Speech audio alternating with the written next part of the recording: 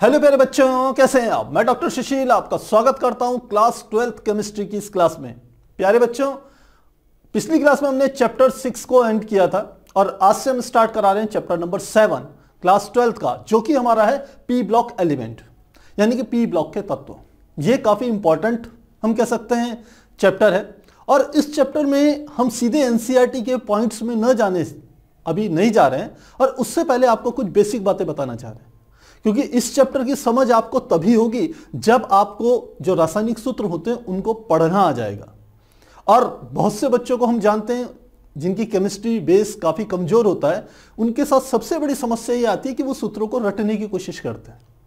तो हम स्टार्टिंग के इस चैप्टर में पहली 2 क्लासेस में आपको सूत्रों का निर्माण कैसे होता है और किस प्रकार से उसको बोला जाता है, इस बारे में चर्चा करेंगे। तो स्टार्ट करते हैं क्लास को। सबसे पहले देखते हैं कि आखिर किसी भी सूत्रों का निर्माण जो अकार्बनिक यौगिक होते हैं उनका नामकरण किस प्रकार से किया जाता है। तो नामकरण करने के लिए हमने क्या करना है, क्या क्या चीजें हमें पता होनी चाहिए।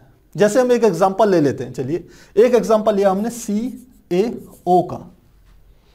इसमें आप देखिए तो ये इसका नाम तो होता है कैल्शियम ऑक्साइड, ये इसका नाम होता है। इसमें यदि आप ध्यान देंगे तो ये जो होता है कैल्शियम, इसको हम कहते हैं पूर्व लग्नक, और ये जो हमारा होता है ऑक्सीजन, इसे कहते हैं अनुलग्नक।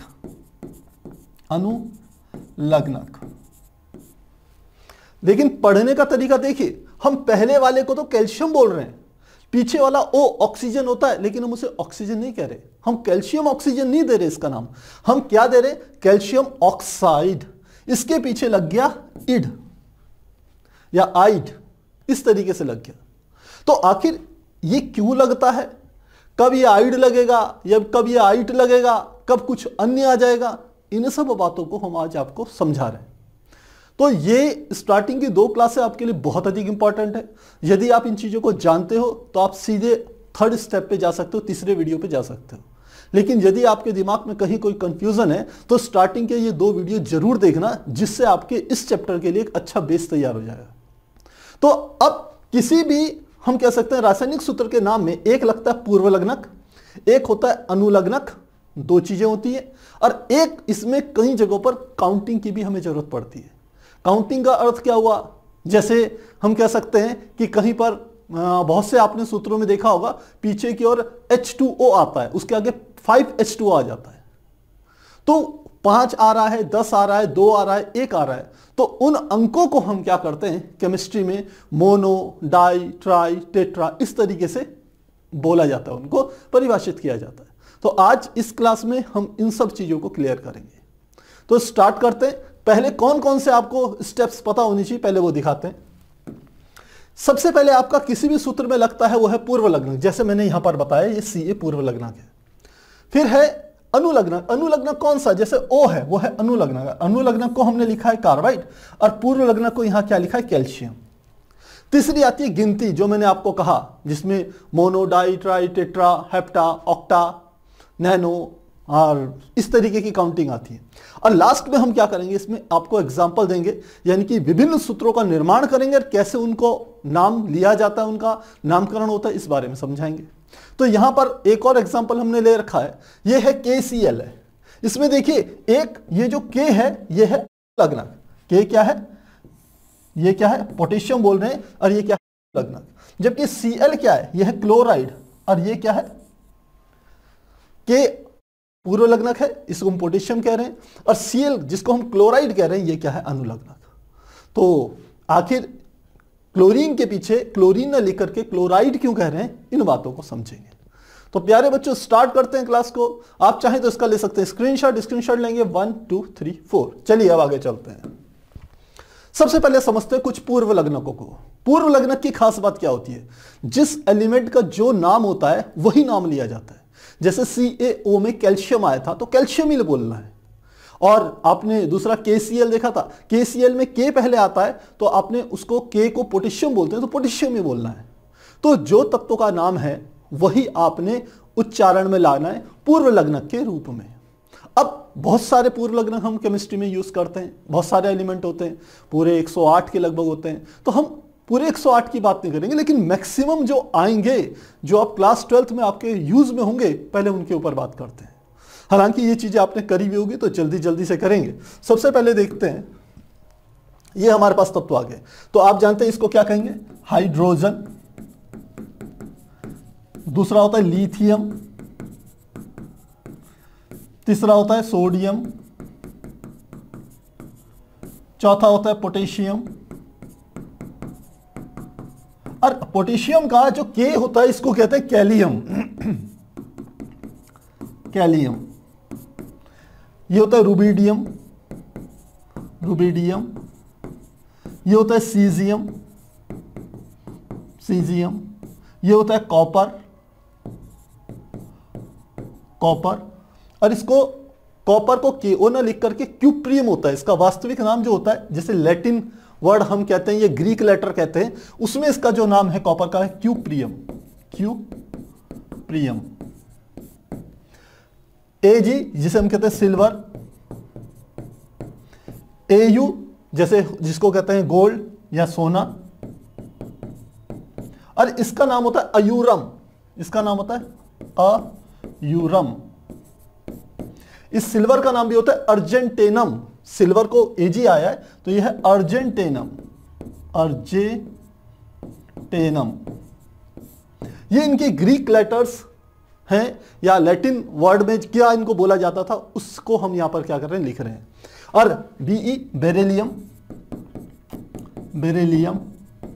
MG मैग्नीशियम, मैग्नीशियम, नीशियम। ये हमारे पास होते हैं। तो हिंदी में हमने यहां लिख लिए हैं, आप इंग्लिश में इनको देखना चाहो तो इंग्लिश में इनको इस प्रकार से हमने लिखा है। तो हाइड्रोजन, लिथियम, सोडियम। सोडियम को हम क्या कह रहे हैं, Na कह रहे हैं, और इसका जो नाम है नेट्रियम है, यह भी ध्यान रखना, सोडियम का नाम है नेट्रियम, नेट्रियम। यह सोडियम का नाम है। पोटेशियम को हमने कहा कैलियम कहते हैं, ये रुबिडियम, सीजियम, कॉपर को क्यूप्रियम, सिल्वर ये हो गया गोल्ड यानी कि सोना, अयूरम, और AU हो गया हमारा बेरिलियम, और MG क्या हो गया, मैग्नीशियम। तो ये हमारे पूर्व लग्नक है, ये ऐसे के ऐसे आएंगे। अभी हम जितने यहां पर यूज होंगे सबको आपके सामने रखेंगे, जिससे आपको अच्छे से तैयारी हो जाए। और प्यारे बच्चे जल्दबाजी मत करना, बेस आपका जितना मजबूत होगा ना, आगे की चीजें आपके लिए उतनी आसान होगी। थोड़ा पढ़ाई में समय दीजिए, आप देखेंगे आपको आगे जितना समय यहां ज्यादा देंगे, आगे आपको उतना कम समय लगाना पड़ेगा यदि बेस आपका मजबूत होगा। स्क्रीनशॉट लेंगे 1 2 3 4। नेक्स्ट में समझते हैं, ये हमारे पास ये होता है कैल्शियम, कैल्शियम। दूसरा होता है स्ट्रोंशियम, स्ट्रोंशियम। तीसरा होता है बेरियम, बेरियम। वो बेरिलियम था, यह है बेरियम। यह है radium. Zn zinc, Cd कैडियम, Hg इसे कहते हैं मरकरी, हाइग्रेनियम इसे ऐसे कहा जाता है, B boron, A aluminium, aluminium. Gallium, Ga gallium. C carbon, ये तो आप कई बार आपने देखा होगा। ये होता है सिलिकॉन, सिलिकॉन या सिलिकॉन कह सकते हैं। ये होता है टिन, और ये होता है लेड। इस तरीके से होता है। तो इनके भी नाम हैं। Pb का नाम है प्लम्बम, Sn का नाम है स्टर्नम। तो ये इनके क्या है, ग्रीक वर्ड हैं, जो ग्रीक या लैटिन आप कह सकते हो। इंग्लिश में लिखना चाहे तो ऐसे लिख सकते हैं, calcium, strontium, barium, radium, zinc, cadmium. Mercury का हाइड्रेगायरम, ये होता है हाइड्रेगायरम, ऐसे लिख सकते हैं इसको, hydrargyrum. B boron, aluminium, gallium, carbon, silicon. देखिए टिन यानी कि Sn क्या है, टिन, इसको कहते हैं स्टैनम, इसको कहा जाता है स्टैनम, लिख भी लेते हैं यहां, ये क्या है, स्टैनम। और अगला है लेड, Pb, Pb का नाम है प्लम्बम, क्या है, प्लम्बम। प्लम्बम। तो ये वर्ड आपको याद होने चाहिए। स्क्रीनशॉट लेना चाहेंगे प्यारे बच्चों? 1 2 3 4। नेक्स्ट देखते हैं। अगला आ गया, क्योंकि एक दो नहीं प्यारे बच्चों, अच्छे से तैयारी करवाएंगे जब भी करवाएंगे। काम चलाओ व्यवस्था बिल्कुल नहीं होगी यहां। टाइम लग जाए लेकिन तैयारी आपकी सॉलिड होनी चाहिए। पहला क्या है? Nitrogen, nitrogen. दूसरा आप जानते हैं फास्फोरस। तीसरा आर्सेनिक। चौथा ये हमारा होता है एंटीमनी, एंटीमनी। ये होता है बिस्मथ। ये होता है वैनेडियम। ये होता है ऑक्सीजन। ये होता है हमारा सल्फर। ये होता है क्रोमियम। साथ साथ नोट करते जाओ प्यारे बच्चों, नोट करते रहो। ये होता है फ्लोरीन। ये होता है क्लोरीन। ये होता है ब्रोमीन। ये होता है आयोडीन। इसे कहते हैं मैग्नीज। और ये हमारा होता है आयरन। और इसी को हम कहते हैं फेरम, फेरम भी कहते हैं। ग्रीक लेटर होता है फेरम, जिसके लिए इसका संकेतांक Fe बनता है। तो मुझे लगता है ये क्लियर होने चाहिए आपको। आगे इंग्लिश के आप इन्हें देखें तो इंग्लिश में इनको इस प्रकार से कहा जाता है। जो चीजें हमने बोल रखी, एंटीमनी को स्टीबियम, स्टीबियम भी कहते हैं। ग्रीक लेटर का क्या नाम है इसका? स्टीबियम, स्टीबियम, स्टीबियम, इस तरीके से कह सकते हैं। बाकी आयरन को क्या कहते हैं? फेरम। तो मुझे लगता है ये क्लियर हो गया होगा। इसमें कहीं कोई आपकी दिक्कत नहीं होनी चाहिए, कोई डाउट नहीं होने चाहिए। आगे चले, स्क्रीनशॉट लेना चाहेंगे? 1 2 3 4। Next page. अब हमारे पास ये आ गए।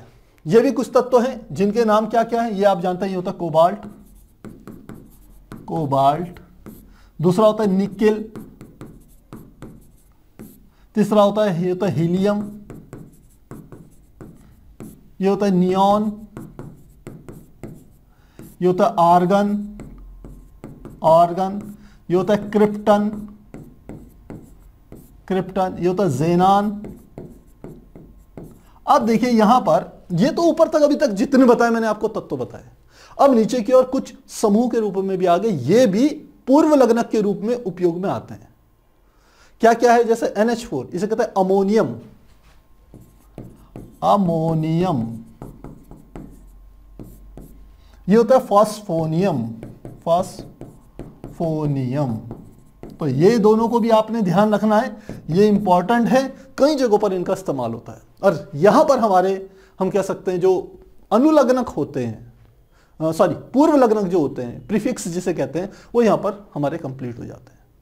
तो इंग्लिश में इन्हें क्या कहेंगे? ध्यान देना, ये सब चीजें इंग्लिश में यहां पर लिखी हुई है। जो बच्चे इंग्लिश में स्पेल देखना चाहें वो देख सकते हैं यहां पर।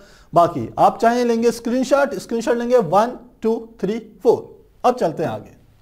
तो प्यारे बच्चों, हमने पूर्व लग्नक तो समझ लिए। पूर्व लग्नक जो वर्ड बनाने से पहले का जो लेटर्स होते हैं उनको कैसे बोला जाता है वो तो हमने बता दिया। अब अनुलग्नक आएंगे।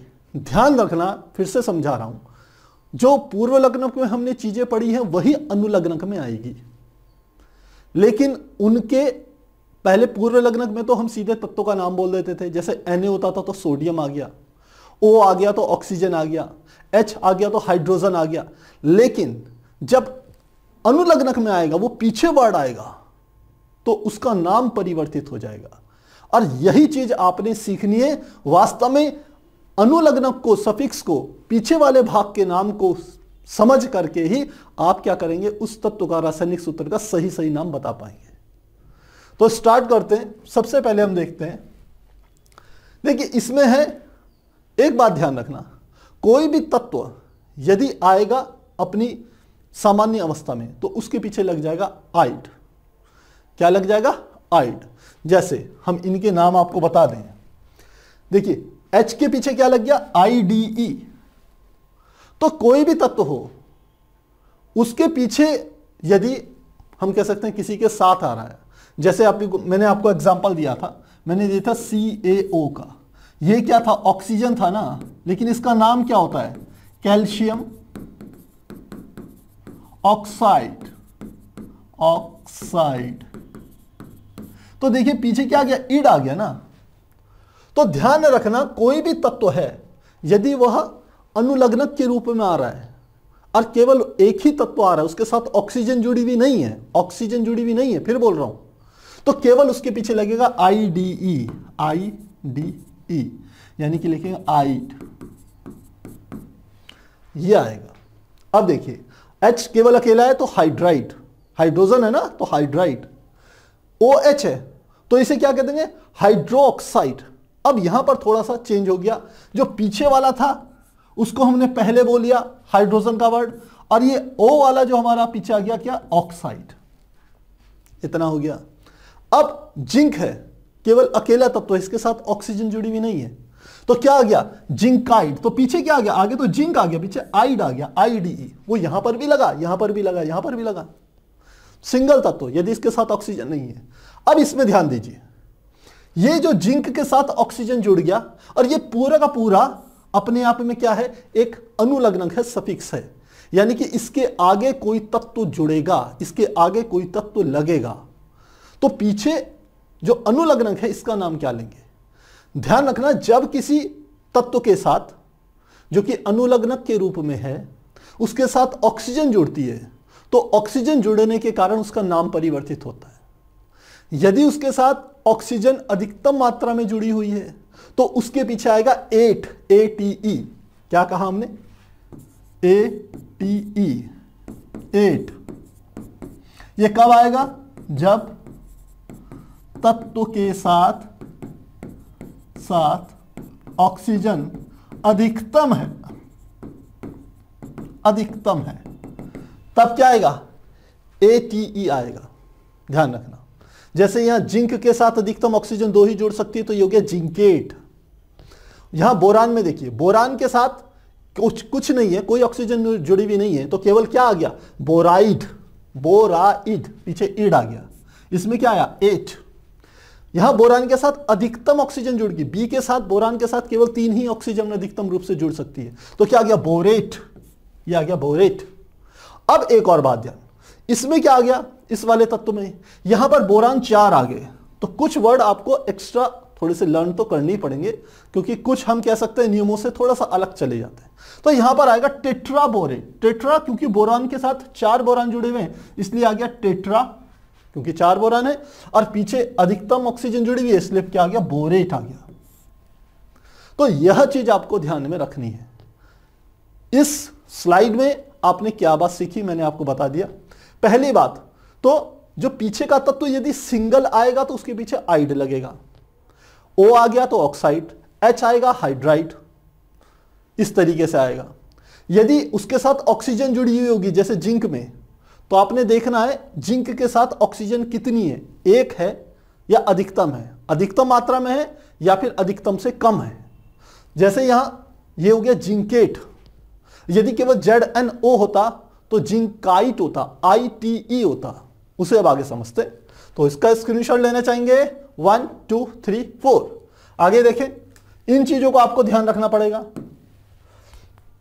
अब ये कुछ वर्ड यहां पर और आ गया, देखिए केवल एल्यूमिनियम है तो क्या करेंगे, यहां पर हाइड्राइड है, एल्यूमिनाइड, क्या कह देंगे इसको, एल्यूमिनाइड। यह है AlO2, ऑक्सीजन अधिकतम मात्रा में है तो क्या होगा, एल्यूमिनेट। क्या आ जाएगा इसके लिए, इसके लिए लिखते हैं एल्यूमिनेट। ये देखिए नेट आ गया, इसको ये लिखा है ना हमने 8, तो ये क्या आ गया, ATE, एल्यूमिनेट आ गया। ये C है केवल, तो C के लिए क्या आ जाएगा, जैसे यहां Al के लिए एल्यूमिनाइड, ईड लग गया था लास्ट में, वैसे यहां क्या आ जाएगा, कार्बाइड, कार्बाइड, कार्बन के लिए। यहां CO3 है, कार्बन के साथ ऑक्सीजन अधिकतम मात्रा में आ गई तो क्या आ गया, यह आ गया कार्बोनेट। क्या आएगा, कार्बोनेट। तो देखिए लास्ट में AT, एट लग रहा है, ध्यान देना। अब इस वाले पे ध्यान दीजिए, इसमें जो ऑक्सीजन है वो अधिकतम मात्रा कार्बन के साथ जुड़ने वाली जो है वो 3 है, लेकिन यह 3 से कम जुड़ रही है, 2 जुड़ रही है, तो इसके पीछे लगता है आइट। तो यहां पर लिख लेते हैं, ये होगा ITE, आइट। जब, यहां पर लिख लेते हैं इस बात को, जब ऑक्सीजन अधिकतम से कम मात्रा में हो, कम मात्रा में हो, तो उस स्थिति में क्या लगेगा?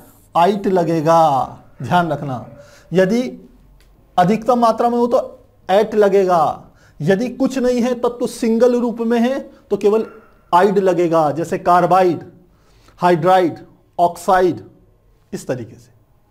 तो यहां तक आपको समझ में आ गया। तो अब देखिए इसमें अधिकतम से कम मात्रा में तो क्या लग जाएगा? ये लग जाएगा, ये है कार्बाइड, कार्बोनेट, और इसमें आएगा कार्बाइट,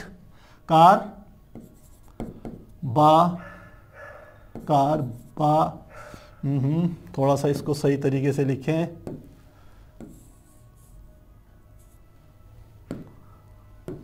कार्बाइट, कार्बाइट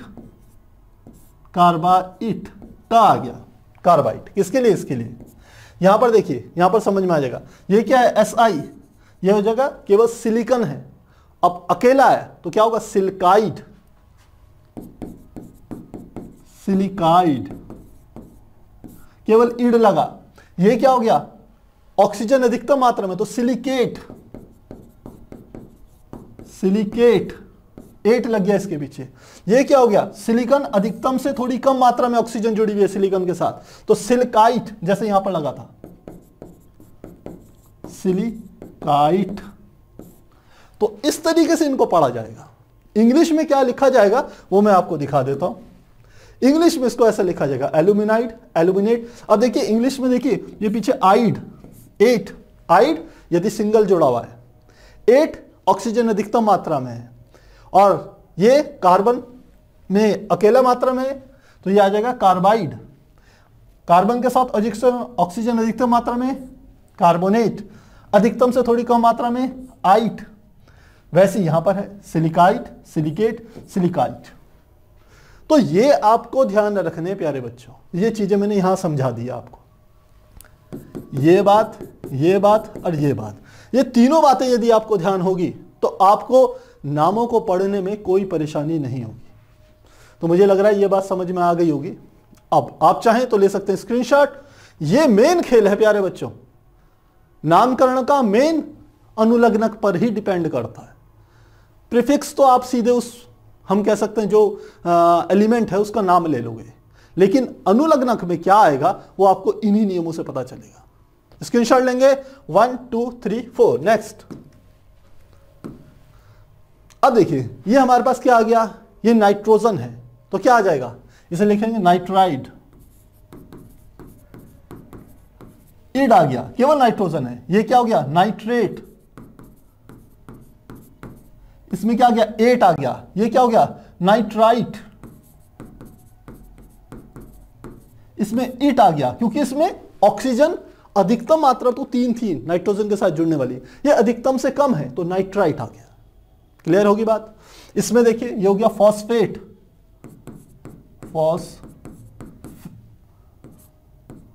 फॉस्फेट, ये हो गया। ये क्या हो गया? ये हमने फॉस्फेट नीचे वाला आना था, हमने वहां लिख दिया इसको। क्या आएगा? ये आ जाएगा फॉस्फाइड, फॉस्फाइड, इड। ये हो गया फॉस्फेट, फॉस्फेट, 8 लग गया इसके पीछे क्योंकि ऑक्सीजन अधिकतम मात्रा में, इसलिए 8। ये क्या हो गया? फॉस्फाइट, फॉस्फाइट, इसके पीछे इट लग गया क्योंकि ऑक्सीजन अधिकतम से कम मात्रा में। अब यहां पर थोड़े से बात समझने की है। देखिए यहां पर फास्फोरस के साथ ऑक्सीजन तो जुड़ी हुई है, लेकिन न तो फास्फोरस अकेला है इसकी तरह, न यहां पर फास्फोरस के साथ ऑक्सीजन अधिकतम मात्रा में जैसे यहां पर, और न यहां पर फास्फोरस के साथ ऑक्सीजन अधिकतम से कम मात्रा में जैसे PO3 है। यहां कम से भी कम आ गई। तो जब कम से भी कम आ गई, एक ऑक्सीजन कम है तो इसको लिखते हैं हाइपो। तो ये लिखेंगे हाइपोफॉस्फाइट। क्या लिखेंगे? हाइपोफॉस्फाइट।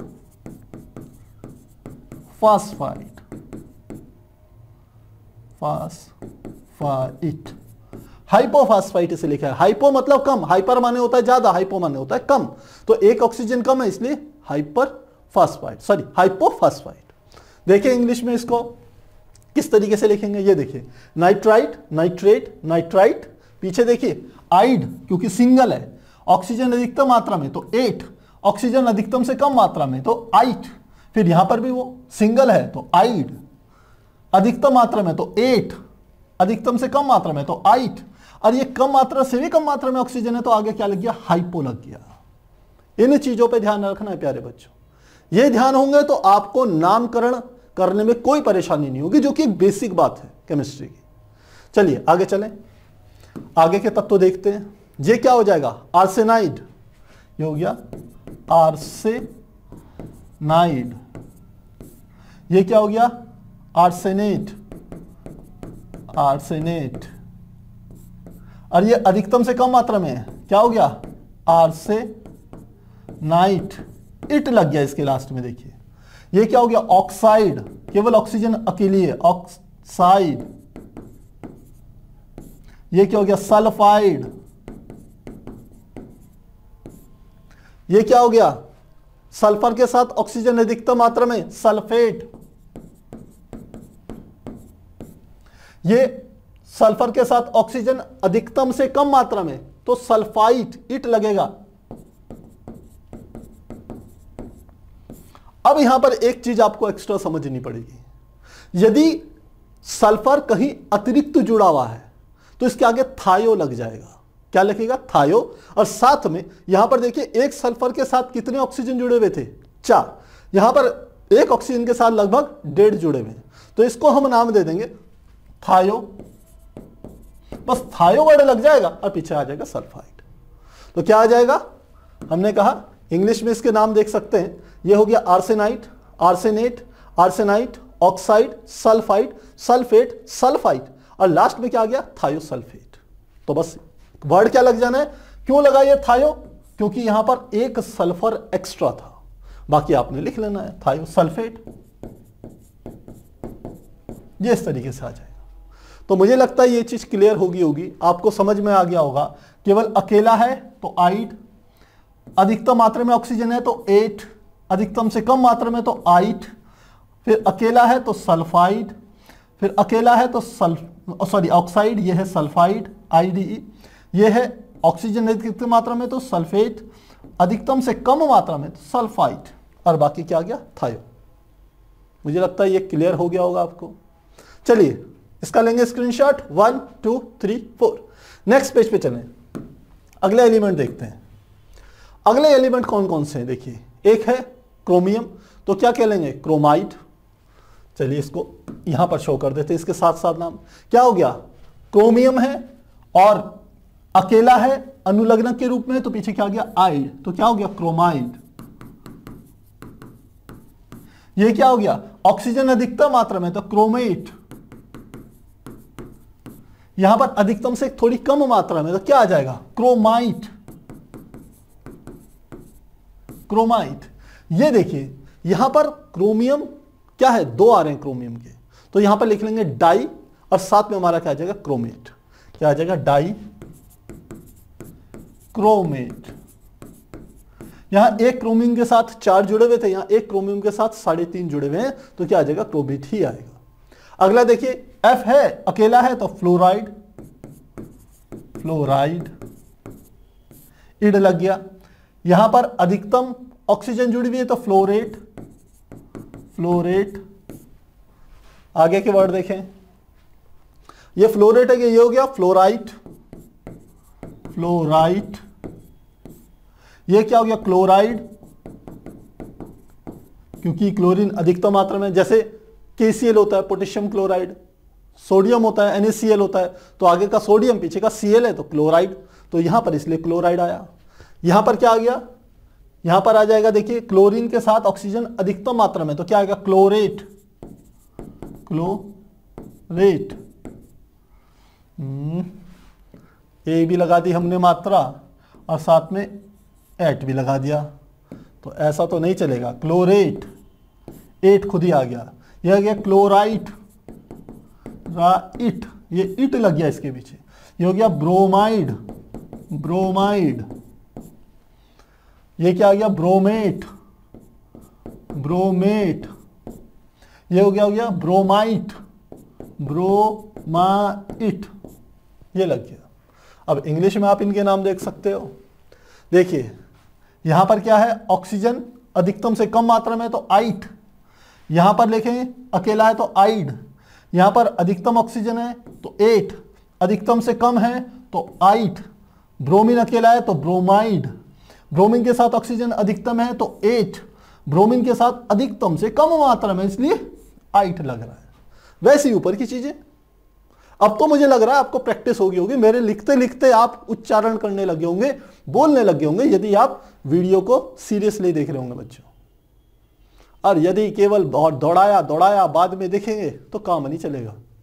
अभी देखो, इसी समय देखो, कॉपी उठा के नोट्स बनाओ, तभी आगे बढ़ पाओगे। तो चलिए आगे देखें।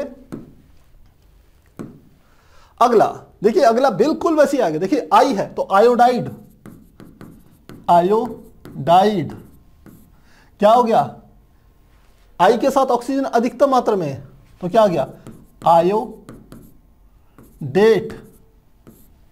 ये क्या हो गया आयोडाइट, इसके पीछे इट आ गया। Mn क्या होता है मैग्नीज, तो मैग्नाइट, मैग्नाइड, इड लग गया मैग्नाइड। ये क्या हो गया मैग्नेट, मैग्नेट, 8 लग गया।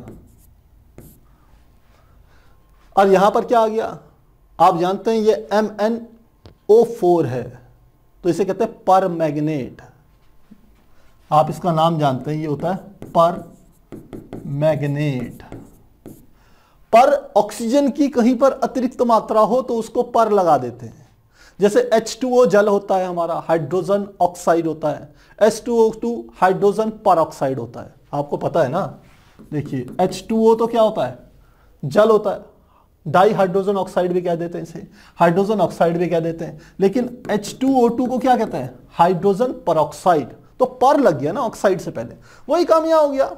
ये होता है मैग्नेट था और ये हमारा क्या हो गया ऑक्सीजन एक्स्ट्रा हो गया तो हमारा क्या हो गया पर मैग्नेट। जैसे पोटेशियम पर मैग्नेट KMnO4 फेमस नाम है, जिसे लाल दवा कहते हो आप, तो वो क्या होता है पोटेशियम पर मैग्नेट। आगे K लग गया तो पोटेशियम और पीछे क्या आ गया MnO4 हो गया तो पर मैग्नेट, इस तरीके से आता है। तो इंग्लिश में नाम देख लें इसके, ये हो गया आयोडाइड, आयोडेट। देखिए सिंगल है तो आइड, O3 अधिकतम है तो 8, फिर न्यूनतम है अधिकतम से कम ऑक्सीजन जुड़ी हुई है तो आइट। तो ये क्या हो गया केवल अकेला है तो मैग्नाइड, अधिकतम मात्रा में ऑक्सीजन है तो 8 और एक एक्स्ट्रा ऑक्सीजन जुड़ी हुई है तो आगे क्या लग गया पर मैग्नेट। क्लियर है, आसान है। प्रैक्टिस जरूर करना बच्चों, केवल ये मत सोचना कि हाँ हो गया। जब तक प्रैक्टिस नहीं करोगे तब तक ये बात समझ में नहीं आएगी। प्रैक्टिस परम आवश्यक है, बहुत जरूरी है।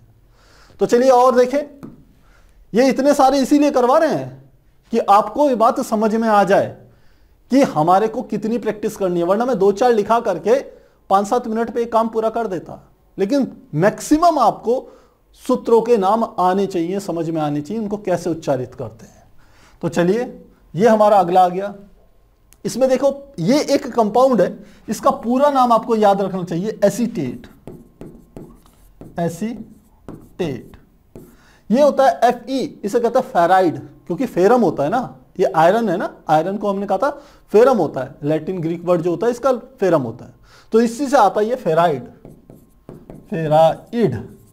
अकेला है तो इड आ गया, अधिकतम मात्रा में ऑक्सीजन है तो फेरेट, फेरेट। ये अधिकतम से कम मात्रा में तो फेराइट, फेराइट। ये क्या है HCO3। अब थोड़ी सी बात ध्यान रखने की, CO3 होता है कार्बोनेट, अभी हमने इससे पहले समझा है। उसके आगे H लग गया, जब H आगे लग गया तो आप इसे कहेंगे बाई कार्बोनेट। क्या कह देंगे बाई, और पीछे का CO3 को क्या कहते हैं कार्बोनेट, कार्बोनेट। ये हो गया। SO4 ये होता है सल्फेट, और आगे H लग गया तो क्या आएगा बाई सल्फेट। क्या लग जाएगा? By sulphate. और इसी के साथ HPO3 PO4, PO4 क्या होता है? फॉस्फेट। तो क्या गया? By phosphate. क्या गया? By phosphate. तो मुझे लग रहा है ये चीज आपको समझ में आ गई होगी, इसमें कोई कठिन चीज नहीं है। आपको बस यहां पर थोड़ी सी एक्स्ट्रा बात ये समझ लेना, ये बाई कब लगेगा? जब ऑक्सीजन एक्स्ट्रा लगी हुई है, ये वाली ऑक्सीजन एक्स्ट्रा लगे तो CO3 को तो कार्बोनेट कहते हैं, केवल H उसके आगे लग गया तो उसके आगे बाई लगा दीजिए। SO4 को सल्फेट कहते हैं, उसके आगे H लग गया तो बाई सल्फेट। PO4 को फॉस्फेट कहते हैं, उसके आगे H लग गया तो बाई फॉस्फेट। बहुत आसान है प्यारे बच्चों, कोशिश करना जरूर। तो स्क्रीनशॉट लेंगे 1 2 3 4। अब देखिए यहां पर आ गई है लास्ट में बात। बहुत सी जगहों पर हमें इस काउंटिंग वाली टेबल की जरूरत पड़ती है। आपको एग्जांपल देंगे कहां कहां पर पड़ेगी, अगली क्लास में पूरी डिटेल में इस चीज पे चर्चा होगी, क्योंकि अभी तो हमने आपको दो चीजें बताई है। एक बताया है अनुलग्नक, एक बताया पूर्व लग्नक। पहले हमने पूर्व लग्नक बताया आपको, फिर अनुलग्नक बताया। अब किस प्रकार से इन दोनों का इस्तेमाल करके सूत्रों का निर्माण होता है वो भी आपको बताना है, तो वो बताएंगे अगली क्लास में। और वहां पर आपके पास ये काउंटिंग की भी आपको आवश्यकता पड़ेगी। जैसे अभी हमने एक जगह देखा था, वहां हमने टेट्रा वर्ड का यूज किया था, तो ये चीजें आपको पता होनी चाहिए। कहीं पर यदि 1 हो, 1 के लिए मोनो, 2 के लिए डाई, 3 के लिए ट्राई, 4 के लिए टेट्रा, 5 के लिए पेंटा, 6 के लिए हेक्सा, 7 के लिए हेप्टा, 8 के लिए ऑक्टा, 9 के लिए नैनो और 10 के लिए क्या आ जाता है? डेका। तो ये ध्यान रखना, deca, nano, octa, hepta, hexa, penta, और ये 4 तो बच्चों को ध्यान में रहते ही हैं। 1 के लिए मोनो, 2 के लिए डाई, 3 के लिए ट्राई, 4 के लिए टेट्रा, पर आगे के याद जरूर रखना, 5 के लिए पेंटा, 6 के लिए हेक्सा, 7 के लिए हेप्टा, 8 के लिए ऑक्टेट, 9 के लिए नैनो और 10 हेक्सा। यह जरूर ध्यान रखना प्यारे बच्चों। इन सब चीजों को यदि आज आपने पढ़ लिया तो अब हम जब सेकंड पार्ट इसका करेंगे बेसिक का, चैप्टर की स्टार्टिंग से पहले, तो उसमें बहुत सारे कोशिश करेंगे मैक्सिमम जो रासायनिक के हमारे सूत्र हैं वह आपके सामने रखेंगे, और तब देखेंगे आप लोगों ने इन दोनों की कितनी अच्छी तैयारी करी है। तो प्यारे बच्चों आज की क्लास को एंड कर रहे हैं। आज हमने क्या क्या समझाया आपको? पूर्व लग्नक यानी कि प्रीफिक्स, दूसरा समझाया अनुलग्नक यानी कि सफिक्स, और तीसरे हमने बताई है काउंटिंग। इन तीनों का इस्तेमाल करके कैसे रासायनिक सूत्रों को पढ़ा जाता है इसको हम अगली क्लास में पढ़ेंगे।